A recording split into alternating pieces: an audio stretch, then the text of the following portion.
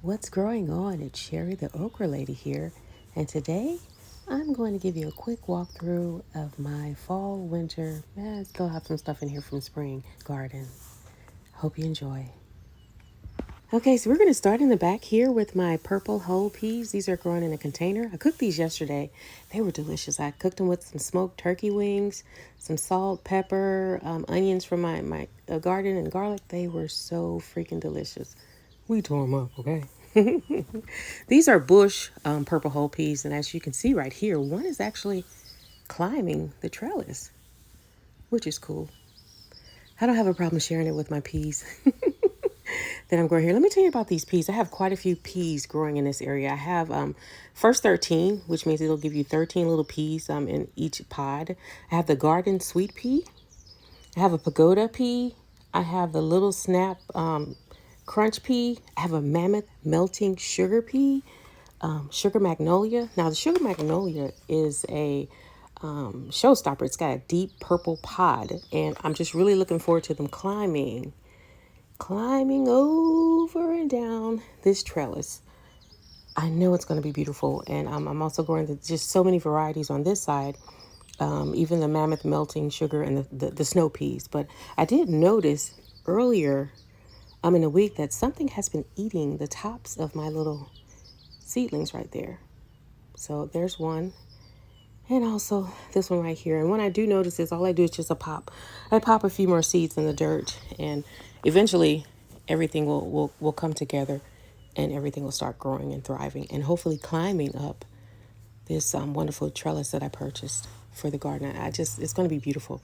Just beautiful pictures. Right here, I have some spinach growing right here. Now, this is the long spinach. I did 3. Looks like I'm going to have to stick another seed in because the third one did not germinate right here. So I'll just pop another seed in today. Pop another seed in. Right here I have my turnips.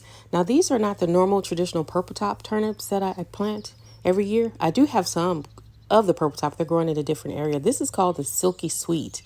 It's from burr pea, and it's supposed to be a sweet, crispy turnip. So I tell you what, they look fantastic. And if they taste as fantastic as they look, this is going to be awesome. Awesome, awesome. So next to that, I'm growing radish. I have both the fire and ice and also the cherry. So one will be kind of long and the other one will be like just a little round cherry size. Now, the way I like to eat my radish is just by slicing them and then just popping them in my mouth. I like them raw.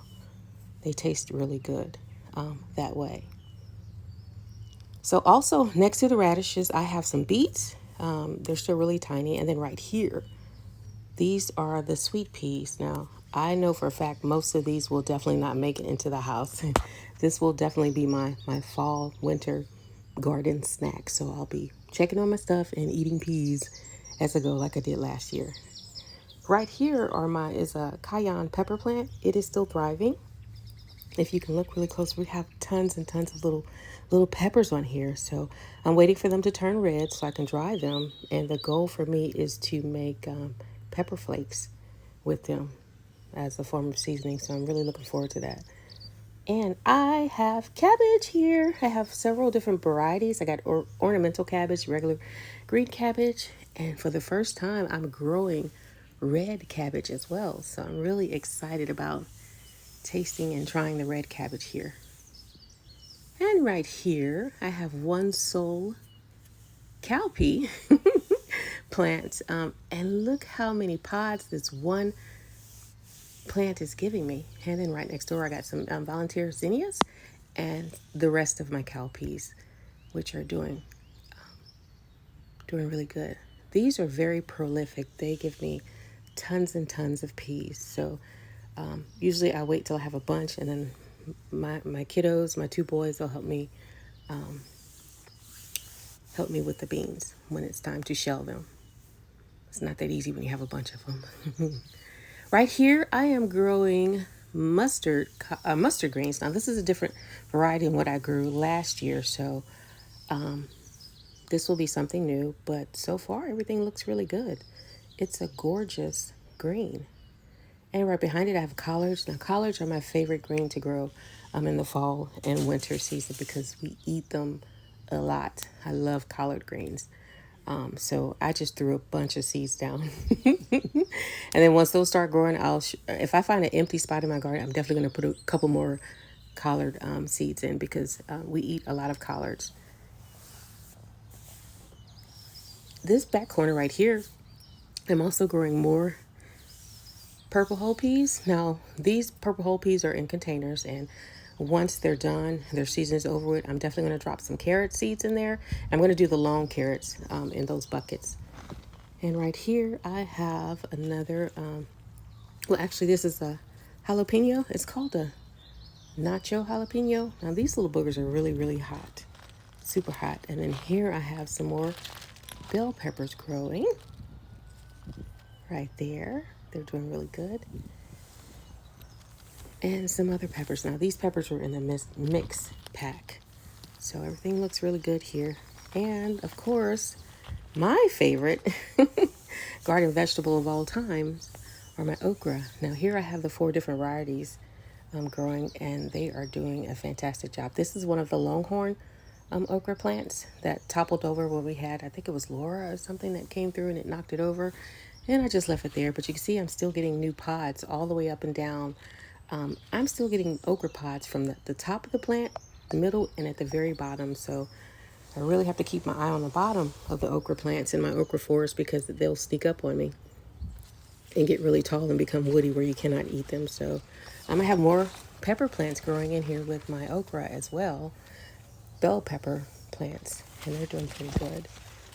But this okra is thriving, and I do believe last year I held on to the okra until November, so I'll have plenty of okra to last me all the way up until probably the end of November. I think as far as I went last year with this, and then I'll have to cut them all down and determine what I'm going to grow in this spot. Now, each year I rotate my okra. I never grow it in the same spot in my garden, which you should never do. But check out this one. This one is also a longhorn okra plant, and look how large this flower is. It's almost as big as my hand. And I really like the longhorn okra because the pods are long and tender. So you get a lot of okra from one pod, and they grow pretty fast. But okra is very easy to grow. It just needs warmth and sun, and it'll take off. It doesn't need much water. You don't need to fertilize it.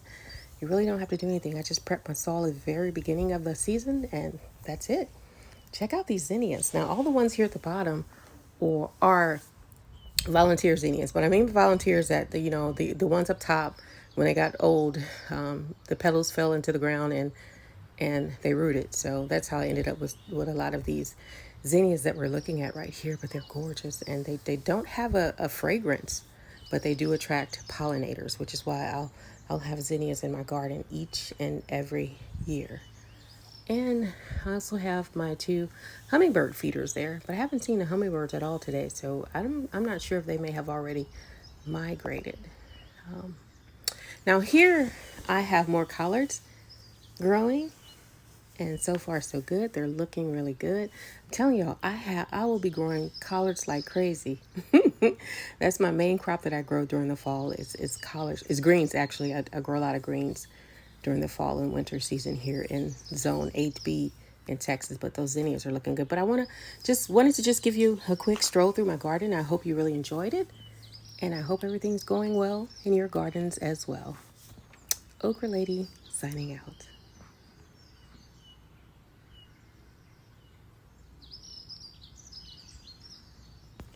So guys, I invented a new beef and vegetable recipe, but it wasn't so great.